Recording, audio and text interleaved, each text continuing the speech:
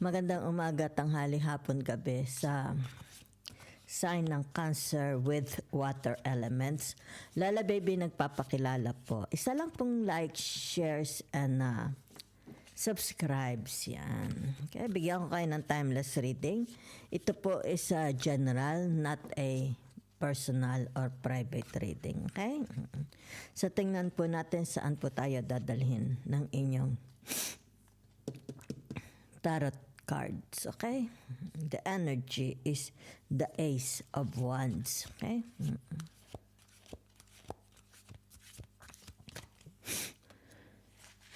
Okay, so meron ditong tinatawag na your ano ito?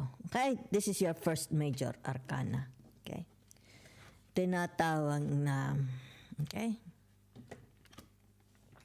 Your strength, okay? So, ano itong strength ninyo? Okay?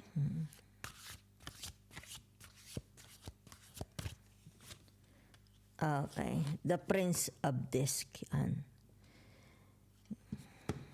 Ibig sabihin nito, okay? Do you have ibig sabihin yan, do you have a healthy body? Healthy health, yan. Kalusugan. Do you have are you capable of working, making money? Okay. So it's about let's say sabihin natin, are you capable of doing your task, responsibilities? So narito yung tinatawag na the Empress, di ba? It's like, are you capable of loving, di ba? Okay. Are you capable to manifest kung ano itong gusto ninyo, di ba? Or ibig sabihin nito, you are capable, okay? You are capable. It's like sinasabi dito, no question. No question, okay?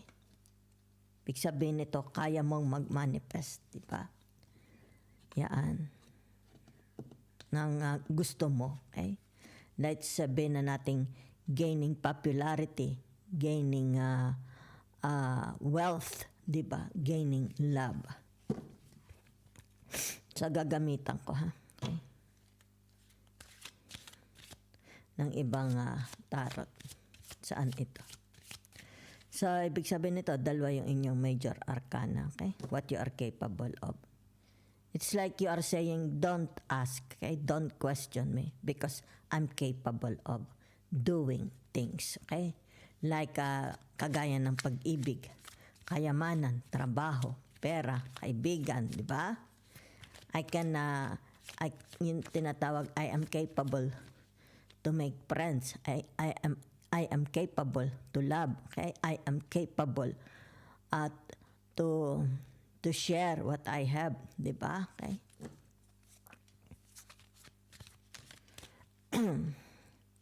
So narito ang tinatawag na the Nine of Wands, di ba? So ibig sabihin dito, ito yung tinatawag you are capable, okay? Yan. Dito sa tinatawag na the Princess of Pentacles, okay? Or the Princess of Disc. Yan, sandali. Okay. Yan, ha? It's like sinasabi mo ditong kaya kong gawin. Okay? Panindigan. Okay? Kaya kong panindigan ang sinabi ko. Kaya kong panindigan. Okay? Itong trabaho na ito. Diba? Kaya kong panindigan ang isang relationship. Diba? Okay? Kaya dito sabi mo, don't ask me. Okay? Don't question me. Because I am capable, okay, of doing such things. Okay? So for some of you, ibig sabihin nito, yan, you need a time for yourself. Diba? Yan. It's like sinasabi mong, don't ask me kung kailan ko ito gagawin. Okay? Don't ask me kung kailan ko ito tatapusin. Okay? I need time for myself. Yan, di ba? Sa tinatawag na the Ace of Wands. Okay? So for some of you, nakikita dito na you are not anymore young. Okay? For some, general, not a personal reading. Okay? So ibig sabihin nito, tinatawag na wala, it's like you are living. Okay? Hindi na ito nagbibigay interest sa iyo. Okay? Ano itong hindi na nagbibigay interest sa inyo? Maaaring it has something to do about job, a relationship, work, di ba? Friendship, di ba? Okay. So for some of you, maybe ito yung tinatawag, there is a travel. Okay? You are planning a travel plan, di ba? Kaya dito siguro, tinatawag na your strength, di ba? Okay? Maring nag-a-adjust kayo. Ina-adjust nyo lang yung sarili nyo. It's like, meron for some of you, nag-a-adjust kayo sa kinalalagyan nyo ngayon. Diba?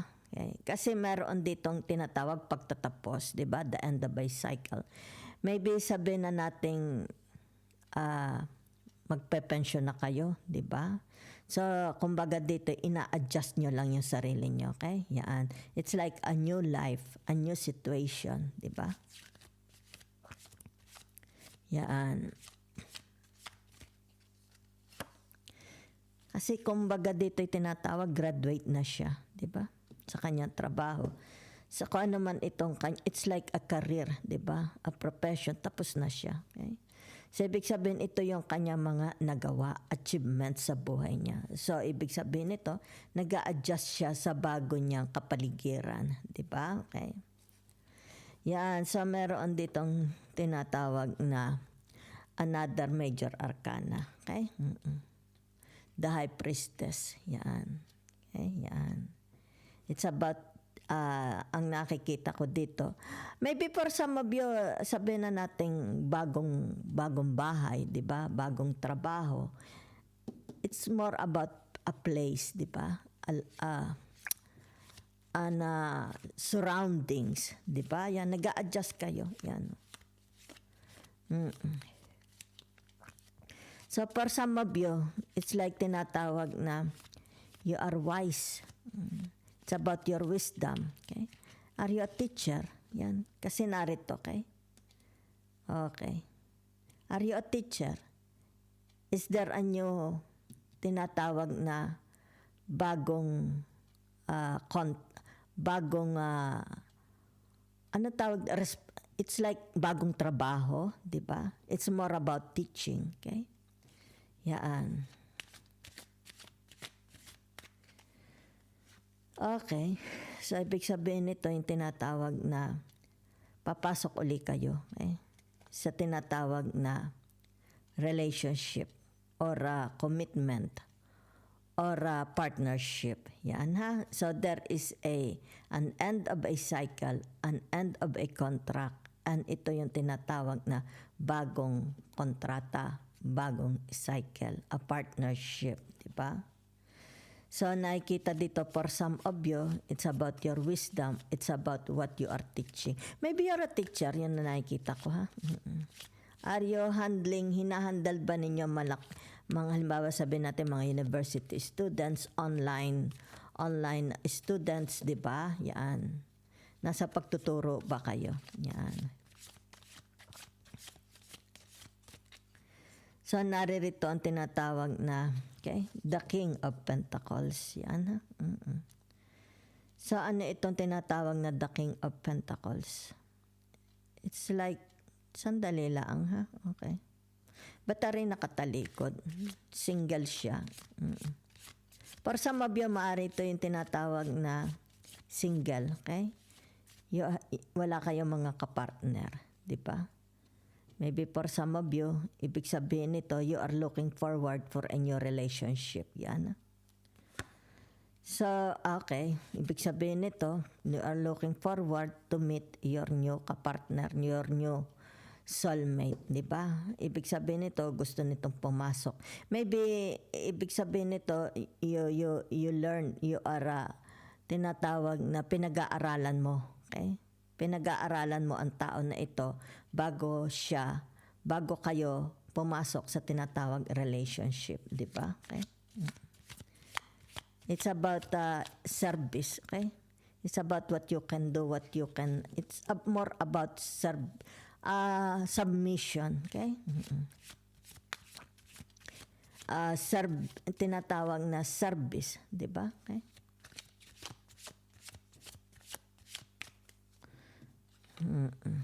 Wait muna. Okay? Okay. Ay, may edad na ito. Okay? Sino ito may edad na ito? It's like tinatawag, ibinababa na niya ang kanyang tinatawag na crown, di ba? It's more about retirement. Nakikita ko for you. Okay? Retirement. At lumabas dito ang tinatawag na the Ten of Cups, di ba? Okay? So, anong the Ten of Cups? It's more about finding, okay? Finding a soulmate. Okay, maaring ito'y sabihin na nating masyado siyang naging dedicated sa kanyang trabaho. Okay? It's like nakalimutan na niya yung kanyang sariling pangangailangan. So, it's about time, ibig sabihin nito, about time para naman sa kanyang sarili. Di ba? Okay? Para siya is lumigaya. Yan ang nakikita ko. So, gamit ako ng ibang tarot. Okay.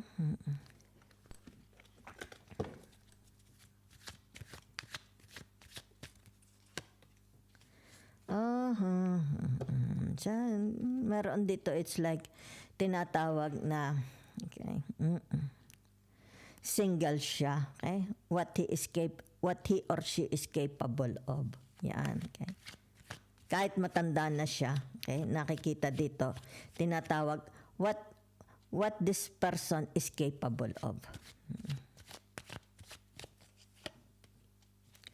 So, ibig sabihin nito, yung tinatawag na maaring meron kayong kung sino man ito. Diba? It's more about, nakikita ko dito, the energy of a single person. Diba?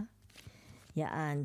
They are hoping na sana tama ang kutob nila about this person. Diba? Na sana ito na nga yung kanilang makakasama sa tinatawag na panghabang buhay. Okay? It seems ito is may siguro in the 50s, diba? Or in the 60s, medyo younger ng kaunti ang babae, okay, or lalaki. So, meron dito, it's like tinatawag na mumuo, okay, and spark, di ba? So, maybe sabihin natin, siya ang inyong soulmate. Yan, ha? Because magkakaroon dito ng tinatawag na, it's like mabubuhay ang dugo. Yan, mabubuhay ang dugo niya. It's like magkakaroon dito ng, a beginning of a relationship. Okay? So, ibig sabihin nito, yan, the Queen of Cups. Yan, okay?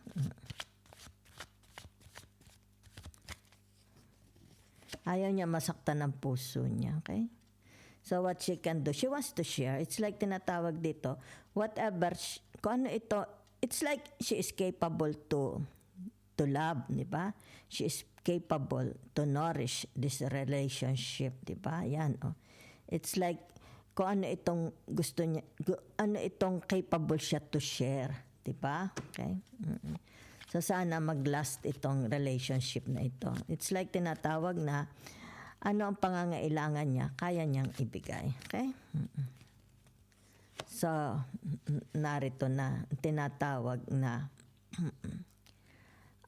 it's like tinatawag na magkaroon na, okay? Yan. Yan. Ibig sabihin nito, meron ditong kulang, pangangailangan, di ba? Missing, merong missing sa buhay niya. Magkaroon ito ng tinatawag na mapuno ang kanyang cups. Okay? Kasi meron siya mga pangangailangan. Okay? So, ibig sabihin nito, yung tinatawag sana, mabuo, whatever is this, di ba? Tinatawag na hindi na ito magtagal. Okay? Na sana'y tinatawag na magkaroon na ng unawaan, 'di ba? It's like I am ready to surrender myself, 'di ba? I am ready to commit myself. Yan. Yan, 'di ba? It's like tinatawag na yung kanyang mga pangangailangan is ito ay magkaroon na ng kasagutan, 'di ba? Yan. So it's more about siguro ito yung mga single, yun na nakikita ko, ha? Okay.